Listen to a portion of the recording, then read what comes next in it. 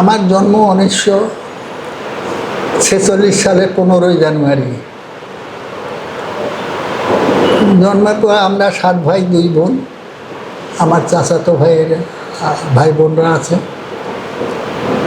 ওরা আমার বাপ চাচা 2 ভাই আমাদের পাকা বাড়ি ছিল, দালান, 7 পিঠানো দালান।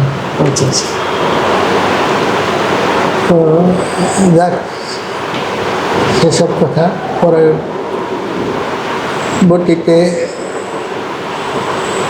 আমার বাপ চাচাকে বিবাহ শাদী দেওয়ার পরে আমার ওই ছোটো দাদা বিবাহ শাদী দিয়ে আলাদা করে দেয়। যখন বয়াত করলো তখন আমার ওই ছোটো দাদাই বিরোধিতাটা বেশি করলো।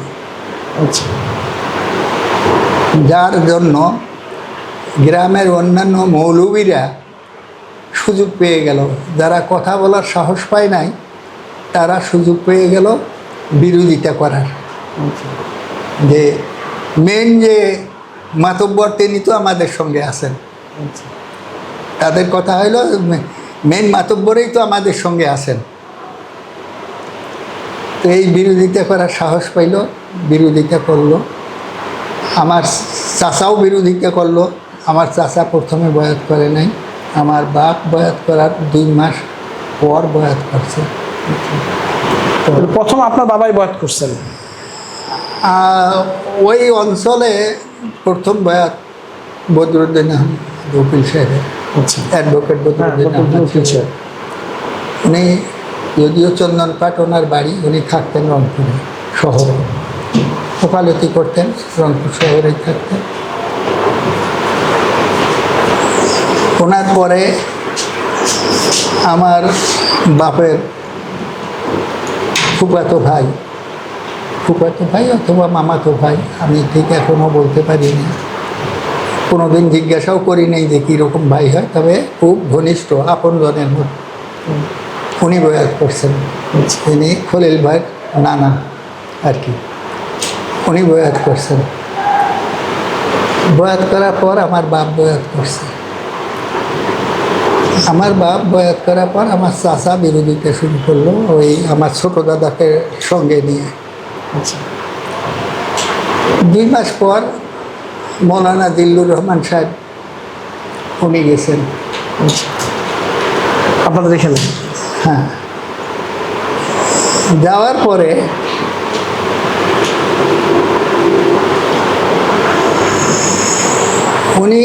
পরে যখন আমার বাপ তাকে নিয়ে আরও ঘনিষ্ঠজনদের নিয়ে তবলিগ করা শুরু করলো, তখন আমার চাচা অনেকগুলো প্রশ্ন করছিল যেটা আমরা জানি না, তখন আমার জন্ম না।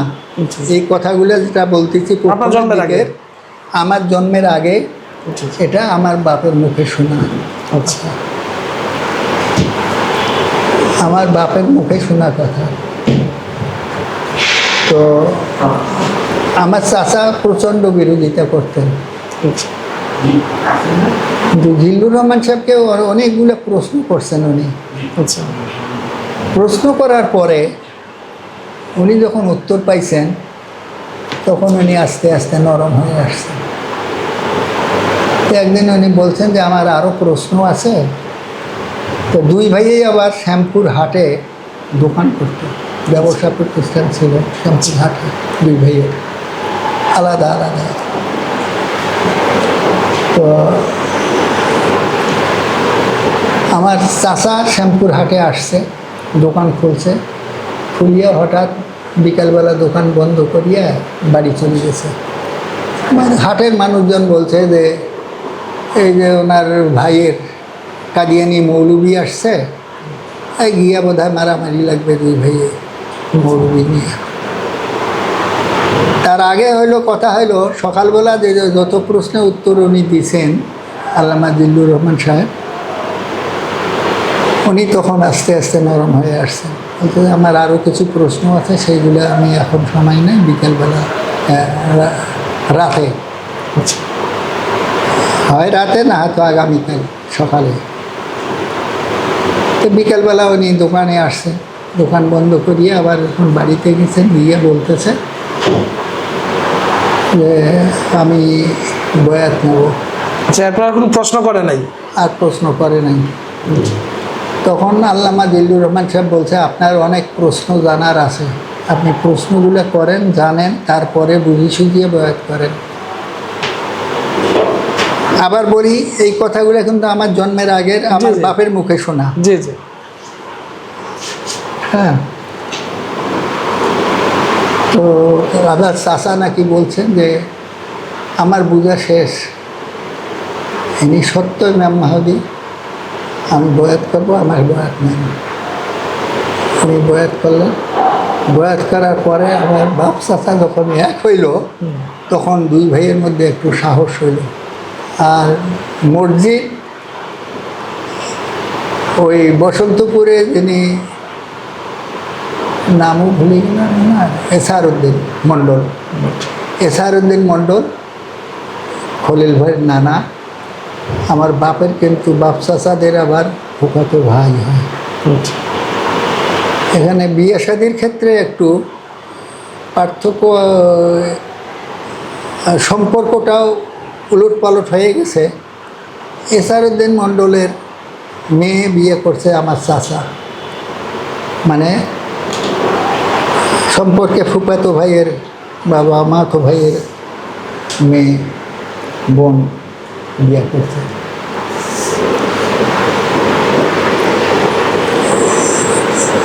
তো ওনাদের বংশানুক্রমে ওনাদের দেওয়া যে মসজিদ বসন্তপুরে, সেই মসজিদেই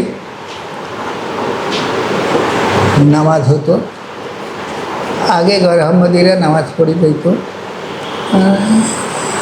ওই গ্রামের সবাই কিন্তু বংশে একটা বংশের, মানে কেউ না কোনো কোনো না ভাবে আত্মীয় আর কি, কারণ হ্যাঁ, আত্মীয় হবে। আত্মীয় সম্পর্ক আচ্ছা। একই। তো ওরা আগে নামাজ পড়িয়ে চলে যেত, তারপরে আমরা আহমদিরা নামাজ পড়তাম। আমিও ওরা যাওয়ার পরে, আমার জন্মের পরেও যে আমি ওই মসজিদে নামাজ পড়ছি, এটা আমার মনে আছে। আচ্ছা আচ্ছা। তখন আমি ছোট, ওই মসজিদে নামাজ পড়তাম, ওরা নামাজ পড়ে দিত, আমরা নামাজ পড়তাম। ঈদের নামাজ প্রায় একসঙ্গেই হইতো। ওরা মসজিদের সামনে মাঠ আছে, বড় মাঠ ছিল মসজিদের ওখানে, মসজিদের সামনে মাঠে ওরা নামাজ পড়ে ঈদের, আর আমরা নামাজ পড়ি মসজিদের উত্তর দিকে ওই মাঠেরই আর একটা অংশে। একই মাঠে দুই দুই আহমদিয়া এবং আহমদিয়া নামাজ হ্যাঁ, পড়ছে। নামাজ পড়ছে, আচ্ছা। এটা আমি দেখছি। তো সে সময় কি অন্যরা কোনো বিরোধিতার আর কোনো ইয়ে করতো না? না, বিরোধিতা ছিল, কিন্তু ওই রকম বিরোধিতা ছিল না যে নামাজ পড়তে দিবে না। যেটা আমি প্রথমের দিকে বললাম যে ওই অঞ্চলে আমাদের বংশের লোকদের উপরে যে কথা বলবে এরকম সাহসী লোক ছিল না। আচ্ছা। বিরোধিতা ছিল, সামনাসামনি হইলে আবার চুপচাপ থাকতো। চুপচাপ। তো এইভাবে চলতে চলতে হঠাৎ একদিন ওই মসজিদে খলিল ভাই ডানাদের বংশেরই কেউ, আহমদি না, ওই মসজিদে নামাজ পড়া নিয়ে কোনো একটা কটাক্ষ করে কোনো কথা বলছে, যে কথাটা আমার বাপের প্রাণে আসছে। আমার বাপ নামাজ পড়াইতো আহমদিদের। তো কানে আসার পরে এসারউদ্দিন মণ্ডলের বড় ছেলের সঙ্গে আবার আমার চাচার মেয়ের বিয়ে হয়েছে, বড় মেয়ের বিয়ে হয়েছে। ওই হিসাবে উনি হইলেন জামাই, আমাদের দুলা ভাই, এমদাদ হোসেন নাম ওনার। আমার বাপ নামাজ পড়িয়া আসিয়া ওনাদের বাড়িতে উঠলেন। নামাজ পড়িয়া সাধারণত নামাজে যাওয়ার আগে ওনাদের বাড়িতে উঠতেন, বসিয়া কতক্ষণ বসিয়া রেস্ট টেস্ট নিয়ে তারপরে ওই ঘরে আমাদের নামাজ পড়া শেষ হলে পরে আমরা গিয়ে নামাজ পড়তাম। কিন্তু ওই দিন নামাজ পড়ার পরে আবার ওই বাড়িতে গেছেন উনি। রাস্তার ধারেই বাড়ি। কি জন্যে ঢুকলো আমরা জানি না, তখন ছোট আমরা। আমার বাপ আমার ওই দুলাভাইকে বলতেছে, আমার কিন্তু দুলাভাইয়ের বাপ তখন নাই, মারা গেছে। বলতেছে যে এমদাদ, আগামী শুক্রবার থেকে তোমার এই উঠানের মধ্যে, বাড়ির উঠানে যে বেল গাছ আছে, বেল গাছের নিচে আমরা জুম্মার নামাজ পড়বো, ওই মসজিদে আর যাবো না। মানে কোনো একটা কটাক্ষ করি কথা বলছে কেউ, হ্যাঁ উনি বলছে কেউ, সেটা আমার বাপের কানে আসছে, ওই মসজিদে আর যাব না, তোমাদের এই বেল গাছের নিচে এখানে আমরা নামাজ পড়ব। কয়েক সপ্তাহ নামাজ পড়ার পর ওনার বাড়ির সামনে রাস্তার ধারেই একটা জায়গা ছিল খালি, গর্ত, বড় গর্ত। তা সবাই মিলে পরামর্শ করিয়া বললো যে এই গর্ত ভরিয়ে আমরা এখানে টিন শেড উঠে নামাজের ব্যবস্থা করব। কথা যেমন হইল, কয়েক সপ্তাহ কিন্তু ওই বেল গাছের নিচে নামাজ পড়া হয়েছে। তারপরে আমরা তো শুধু এই দুই ভাইয়েই, আহমদি দুই ভাইয়ের ছেলেমেয়েরাই আছি ওখানে, আর ওই বসন্তপুরে এসারউদ্দিন মণ্ডলের ছেলেমেয়েরা। তো সবাই মিলে, ছোট বড় সবাই মিলে আমরা ওই গর্ত ভরাট করা শুরু করলাম। আচ্ছা, নিজেরাই আপনারা স্বেচ্ছাসেবক, হ্যাঁ, স্বেচ্ছাশ্রমে আমরা গর্ত ভরাট করলাম। গর্ত ভরাট করিয়া সবাই মিলে টাকা টুকা দিয়ে টিন শেড, বাঁশের বেড়া, বাঁশের খুঁটি, ওপরে টিন শেড চালা দিয়ে তারপরে মসজিদ হিসাবে এটা ব্যবহার করা হলো। অনেক দিন করা হয়েছে, তারপরে আস্তে আস্তে পাকা হয়েছে। এখন যে শ্যামপুরের যে মসজিদ, ওইটাই ওই জায়গায় এটার পূর্ব দিকে রাস্তার ধারেই ছিল ওই টিন শেডের মসজিদটা। আচ্ছা, এখন একটু ওই মসজিদের, ধরো মসজিদে এইখানে মেম্বারটা, এই দিক দিয়ে রাস্তা এইখানে ছিল। এখন যে মসজিদটা হয়েছে, এই মসজিদের মেম্বারটা আছে না, এইটার সাথে দিয়ে মসজিদ হয়ে গেছে। তাহলে এই আগের মসজিদটা এই জায়গার ভিতরেই, এই মসজিদের জায়গার ভেতরেই আছে। এখন তো আল্লাহ ফজল অনেক বড় সুন্দর মসজিদ, হ্যাঁ বড় মসজিদ হয়েছে, সুন্দর হয়েছে। মসজিদ একটা আমাদের শিবপুরেও আছে। সেখানে এখন জুম্মার নামাজ একখানেই হয়, দুইখানে হয় না, ওই বসন্তপুরেই।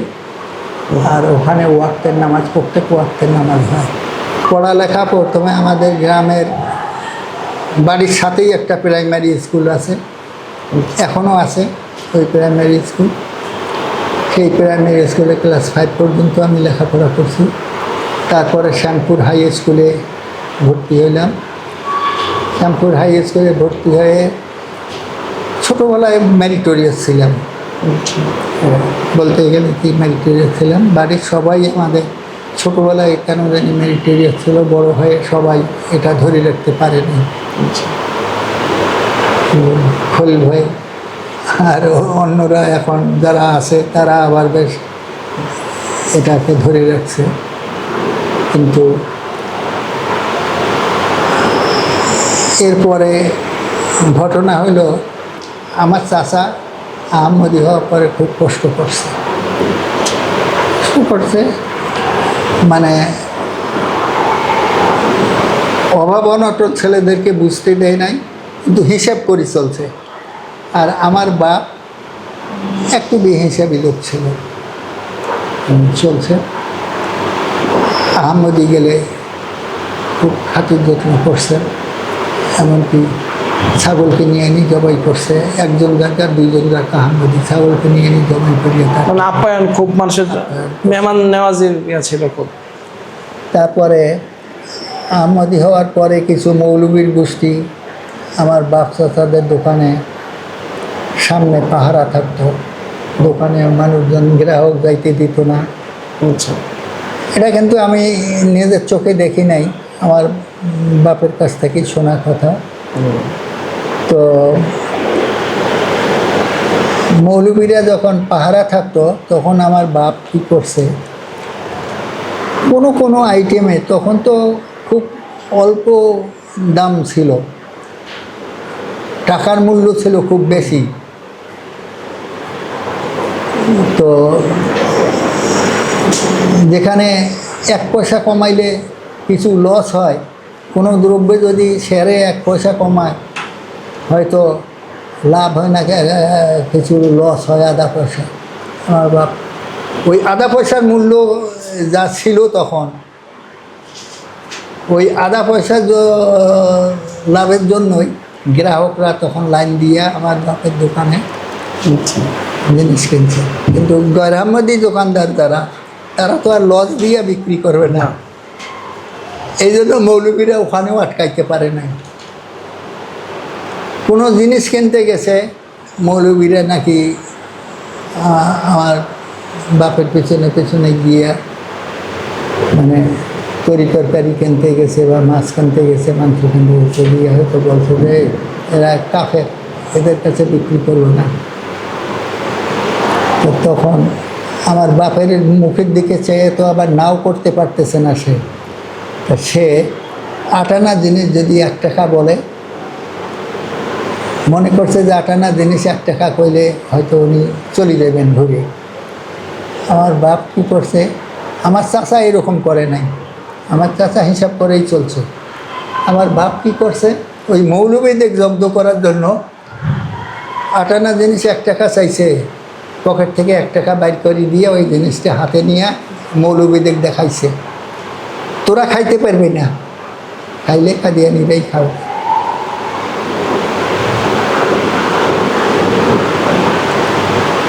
এইভাবে চলছে। এরপরে আস্তে আস্তে দোকান ঘর থাকলো, ব্যবসা ছাড়িয়ে দিল।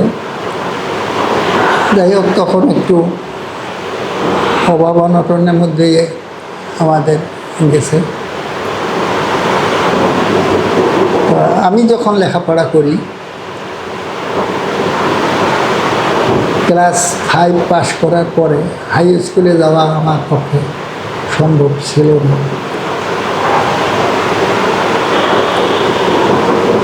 আব্দুল কাইয়ুম নামে এক ভদ্রলোক, গাইবান্ধা বাড়ি, উনি শ্যামপুর হাই স্কুলের অ্যাসিস্ট্যান্ট হেডমাস্টার ছিলেন। আমাদের বাড়ির পাশেই আবার উনি আমার আর এক ফুফাতো ভাই, ওই ছোটো দাদার নাতি, তার ঘরে জায়গায় থাকিয়ে অ্যাসিস্ট্যান্ট হেডমাস্টার হিসাবে ছিলেন, ওনার বাড়িতে থাকতেন। আগে তো আর স্কুলে হোস্টেল টোস্টেল ছিল না এরকম, কারো না কারো বাড়িতেই থাকতো সবাই, ছাত্র হোক আর মাস্টার হোক। উনি বললেন যে তুমি আসো, আমি ভর্তির ব্যবস্থা করে দেব। উনি ভর্তির ব্যবস্থা করে দিলেন, শ্যামপুর হাই স্কুলে হাফ ফ্রি করে দিলেন, বেতন 3 টাকা বেতন। ক্লাস 6-এ হাফ করে দিলেন। এই বই পুস্তক নিয়ে স্কুলে যাওয়া আসা করতে করতে না, প্রথমের দিকে স্টুডেন্ট হিসাবে ভালোই ছিলাম। পরবর্তীতে যাই হোক এসএসসি পাস করলাম 62-তে। পাস করার পরে কারমাইকেল কলেজে ভর্তি হলাম। কারমাইকেল কলেজ থেকে ইন্টারমিডিয়েট পাস করলাম। তারপরে ইন্টারমিডিয়েটে পাস করার পরে আর কারমাইকেল কলেজে ভর্তি হওয়ার সুযোগ পেলাম না। তখন রংপুর কারমাইকেল কলেজ গভর্নমেন্ট নিয়ে আনেছে। গভর্নমেন্ট নেওয়ার পরে রংপুর কলেজ নতুন প্রতিষ্ঠা হয়েছে, নাইট কলেজ। এই নাইট কলেজে ভর্তি হলেন, নাইট কলেজে ক্লাস করে ট্রেনে যাওয়া আসা করি ডেইলি। বিকালে ট্রেনে যাই, আর রাত 8টা 8:30টার দিকে একটা ট্রেন আছে বা 9টার দিকে, ওই ট্রেনে আবার ফেরত আসি। এভাবে ডিগ্রি পাস করলাম। ডিগ্রিতে আমি প্রথমবার ফেল করছিলাম। 66 সালে ডিগ্রি পরীক্ষা দিয়ে ফেল করি। 67 সালে পরীক্ষা দিয়ে আমি পাস করি। তারপরে এক প্রাইভেট স্কুলের টিচার, জয়নাল আবদিন নাম। আমি ওনার সরাসরি শিক্ষক ছিলাম না, কিন্তু ওনাকে আমি শিক্ষক হিসাবে মানতাম। কেন মানতাম? আমার বড় ভাইয়েরা তাদের শিক্ষক ছিলেন উনি, এই হিসাবে। তো উনি একদিন, আমি বিএ পাস করার পরে 67 সালে বিএ রেজাল্ট হওয়ার সঙ্গে সঙ্গেই উনি শুনিয়ে আসলেন। আমার বাপকে বলতেছেন যে, চাচা আপনার ছেলেটাকে আমাকে দিতে হবে। কেন? আমি একটা স্কুল প্রতিষ্ঠা করছি, একজন গ্রাজুয়েট শিক্ষক না হলে রিকগনিশনটা দেবে না গভর্নমেন্ট। আমি আপনার ছেলেটাকে চাই। বেতন কত দিতে পারবো না পারবো আমি জানি না, এখন সেইগুলোর কথা বাদ দিয়েই আমি আপনার ছেলেকে নিতে চাই। ওখানে বাড়িতে বসে থাকি, কী করবা? একটু চর্চা থাকলে ভালো, দাও। টাকা পাইলে পাইলে, টাকা পাইলে না। কয়েক মাস পরে ওই স্কুলের রেকগনিশন হইল। এর মধ্যে আমার বাড়ির কাছে আর একটা জুনিয়র হাই স্কুল, কমিটির জেনারেল সেক্রেটারি আবার আমার বাপকে মামা মামা করে ডাকে। উনি আসলেন। হ্যাঁ, জাহিদুর এত দূর যাবে? আগে যে স্কুলে যাইতাম ওটা বাড়ির থেকে 17-18 মাইল দূরে। তাহলে এত দূর যাওয়ার চেয়ে বলেন আমি খুব, উনিও এই অবস্থায়, হ্যাঁ, বাতিল হয়ে যাচ্ছে, ওনার রিকগনিশন করা স্কুল বাতিল হয়ে যাচ্ছে, যেহেতু গ্র্যাজুয়েট শিক্ষক নাই। তখন ওই জয়নাল আবদিন মৌলভী সাহেবকে বলিয়ে আমি ওই স্কুল থেকে চলে আসলাম। আসিয়া এই স্কুলে গেলাম।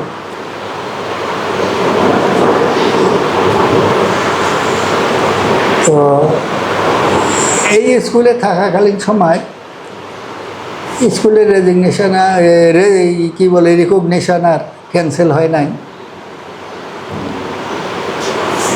এর মধ্যেই আমাকে সাত্তার ভাই, বিএমএ সাত্তার স্যার, বদরুদ্দিন নকুল সাহেবের ছেলে, উনি টেলিগ্রাম করলেন যে তুমি যত তাড়াতাড়ি পারো চলে আসো। উনি সম্পর্কে তো আমার মামাতো ভাই হয়। চলে আসো ঢাকায়, দেখি কিছু করা যায় কিনা। আমি এই ঢাকায় আসি 68 সালের অক্টোবরে। 68 সালের অক্টোবরে ঢাকায় আসি। এর মধ্যে বাড়িতে যতদিন ছিলাম ততদিন এই খোদ্দামের এমনি, মানে অর্গানাইজড ওয়েতে না, কিন্তু খোদ্দামের কাজ আমরা এই 3-4 জনেই করছি। খলিল ভাই তখন ঢাকায়, খলিল ভাই গেলেও বাড়িতে গেলে, ছুটি টুটিতে বাড়িতে গেলে পরামর্শ দিতেন। আর খলিল ভাইয়ের বড় ভাই একজন, উনি এসএসসি পাস করিয়া প্রাইমারি স্কুলে শিক্ষকতা করেন। উনি, আমার আরও বড় ভাই, ছোট ভাই মিলে, সবাই মিলে আমরা জামাতে যখন যে মুরব্বীরা যখন যে কাজে লাগাইছে সেই কাজেই করছি। আর ছোটোবেলার থেকেই আমি দেখছি আমার বাপ আমাকে সাথে নিয়ে নামাজ পড়তেন। বাড়িতেও ওয়াক্তের নামাজের সময় ডাক দিতেন বাড়িতে থাকলে। আর শুক্রবার তো উনি রেগুলার আমাকে নিয়ে মসজিদে যেতেন। আমাকে ছাড়া মসজিদে যাইতেন না। আর অনেক সময় উনি বলতেন, এই পত্রিকা আসছে, পত্রিকাটা পড়ে, অমুক আর্টিকেলটা পড়িয়ে আমাকে শোনা, অবসর সময় পড়িয়া শুনতাম।